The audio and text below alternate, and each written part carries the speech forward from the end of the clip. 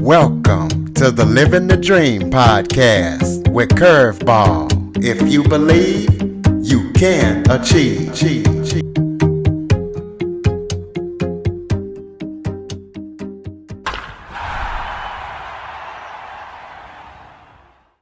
Welcome to the Living the Dream with Curveball podcast, a show where I interview guests that teach, motivate, and inspire. Today, I am joined by the ambassador from media.com, Brigetet Panetta. Brigetet has overcome a lot of challenges in her life, and she's looking to start a foundation that deals with social injustice of Australians and probably people all across the world. So we're going to be talking to her about everything that she's doing, about our foundation, and about the challenges and social injustice that's faced by Australians. So, Brigetet, thank you so much for joining me today. Thank you so much for having me, Curtis. Why don't you start by telling everybody a little bit about yourself? Sure. So my name's Brigetet, as you mentioned. I'm 36 years old and I have a beautiful 4-year-old daughter.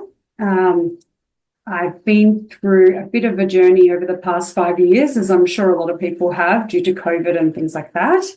But I was lucky enough to have our family business targeted by the Australian government. Unfortunately, they took issue with our marketing for our investment company that we run. And that all happened 2 days before I gave birth to my daughter. So I had a few challenges all kind of compounding at one time. And I definitely had to go through a journey of self-discovery, transformation to be able to evolve to handle those kinds of situations. We unfortunately lost our home and we had to move. We have been moving several times over the last 5 years. So a lot of relearning on how to coping mechanisms, reconnecting with self, reconnecting with that, that voice that really is the only thing that can get you through these challenging times. I feel when they're quite of an outlier, they're not really your common, a divorce or, you can get a lot of advice and things like that from friends and family members who may have experienced a similar thing. But this was quite an outlandish, I guess, event to happen to someone. So, it's just been a bit of a journey to be able to navigate that. And I feel that off the back of it, it's definitely opened my eyes up to a whole new career path for me. And it's made me really empathetic for people suffering from like any kind of adversity or any kind of social injustice. And I really feel that I want to be there for people who are suffering from things like that and be that shoulder that I kind of wish I had throughout my journey.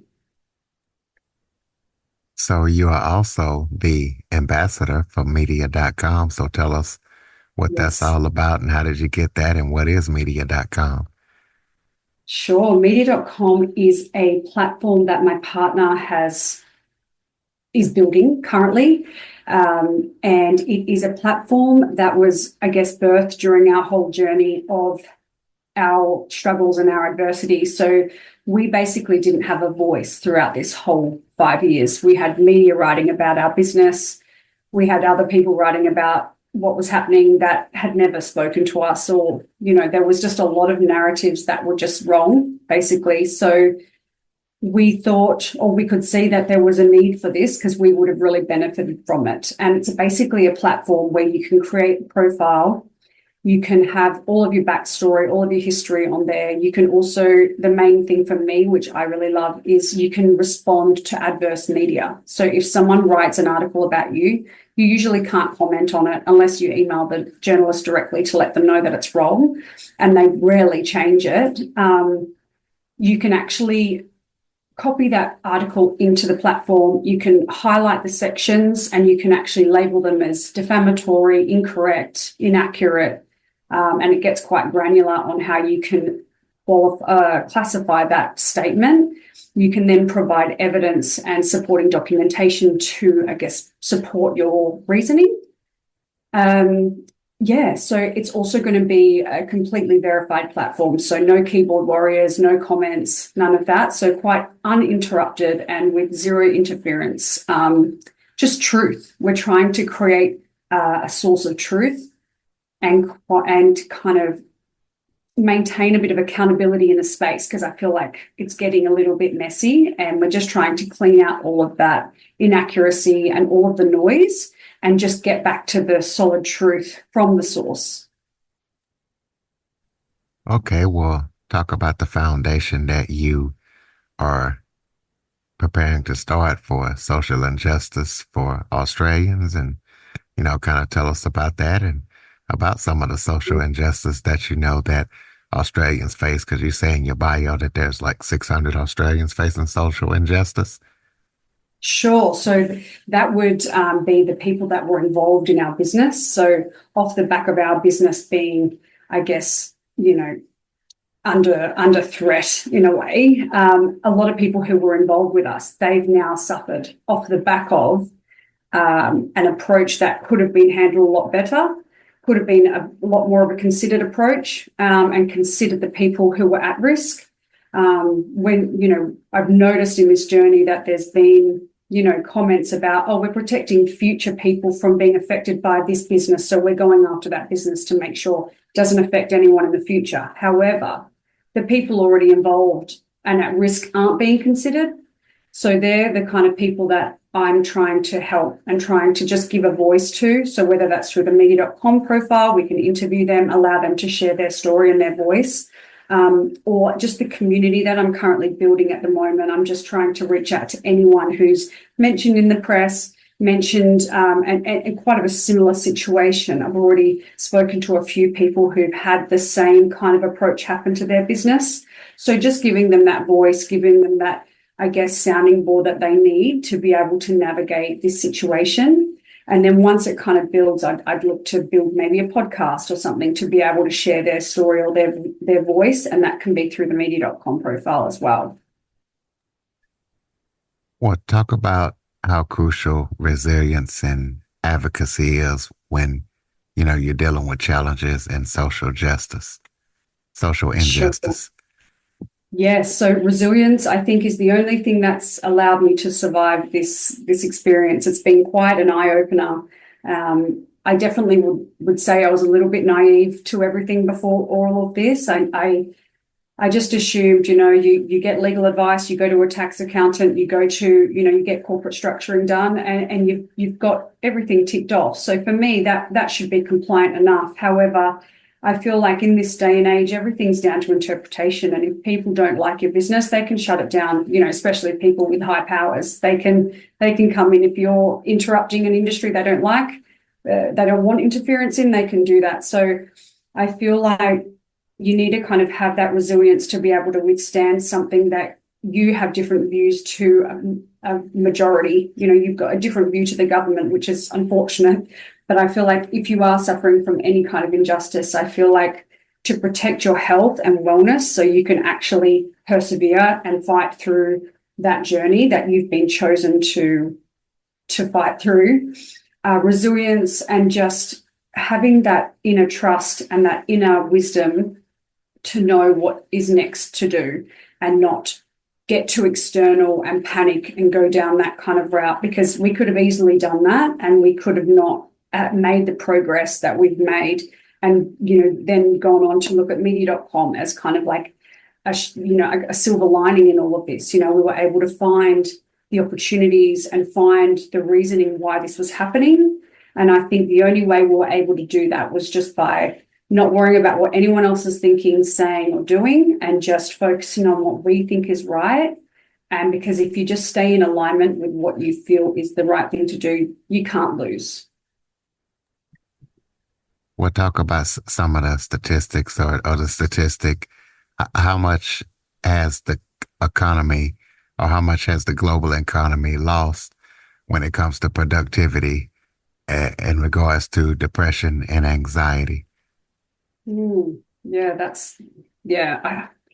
not sure of the exact statistics, but from what I'm seeing, there's a lot of people, especially since I've started posting more about inner wisdom and self-autonomy, I guess, that self-sovereignty and being able to heal yourself. There's so many people just crying out for help because I feel everything's just compounded, and all of these emotions, people don't know how to handle them. People don't know how to process them. And they're having to go into workplaces that don't encourage people to be able to heal. And, it can be like considered a little bit woo-woo if you do talk about spirituality or your inner wisdom or healing yourself. Most people just go and get antidepressants or go get Valium or something, whereas that's keeping people really disconnected, and therefore people are just not performing because no one's feeling any joy, happiness, focus, because they're just constantly struggling with these inner thoughts.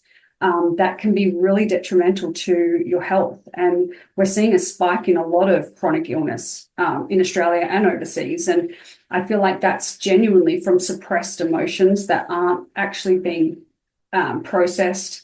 They're not being looked at. They're not being cleared. I did go down the breathwork avenue, which allowed me to release all of these. I was carrying a lot of anger. I was carrying a lot of frustration because we have a lot of opportunity costs that we've lost because of what's happened. And I didn't have anyone to blame. So I was carrying all of this heaviness. And in turn, that was going to make me quite ill.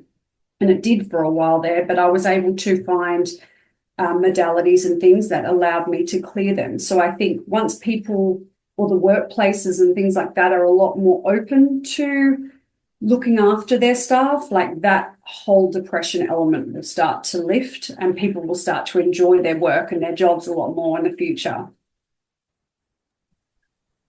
Well, for all that you do and all that you're working on and up to, who is your target audience and why?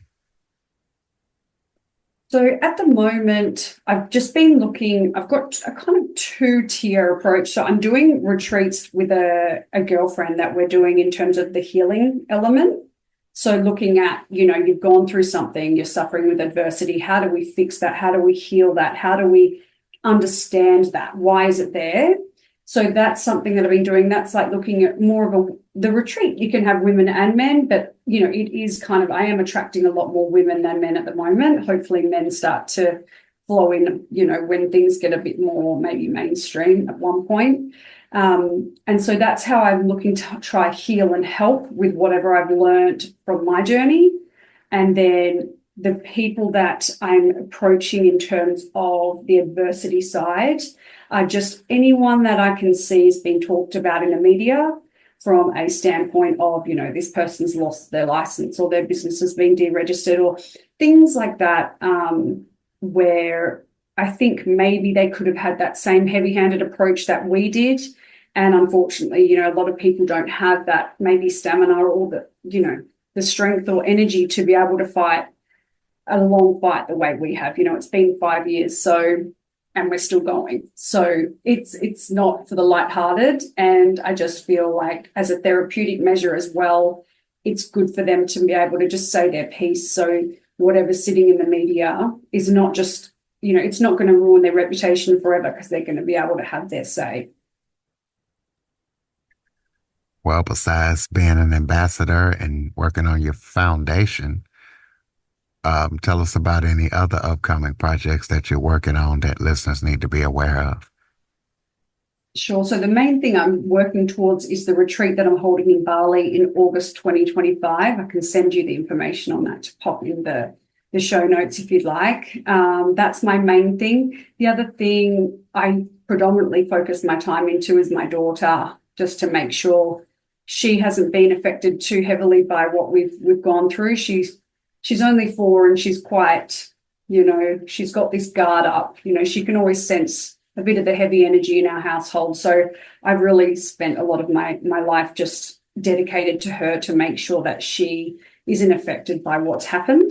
And yeah, she's been my main priority other than, I guess, my own healing journey. Okay. Well, so everybody can keep up with everything that you're up to, throw out your contact information.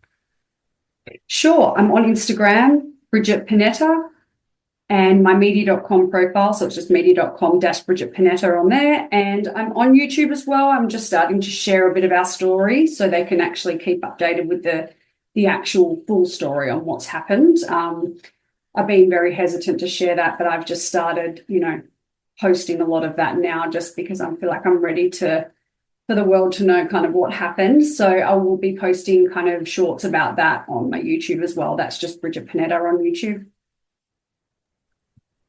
All right, well, close us out with some final thoughts. Maybe if that was something I forgot to talk about that you would like to touch on, or any final thoughts you have for the listeners.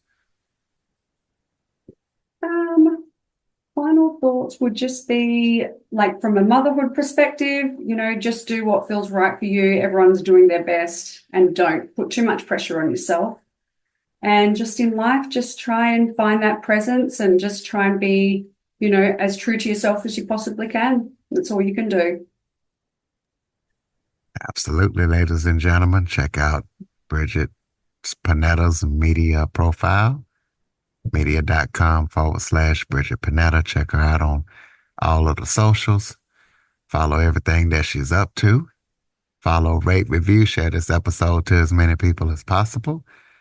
If you have any guest or suggestion topics, Curtis Jackson 1978 at att.net is the place to send them. Jump on your favorite podcast app. Leave us a review, follow us, share the show. Thank you for listening and supporting the show. And Briget, thank you for all that you do, and thank you for joining us. Thank you so much. I've loved speaking with you. So thank you so much for having me, Curtis. For more information on the Living the Dream podcast, visit www.djcurveball.com. Until next time, stay focused on living the dream.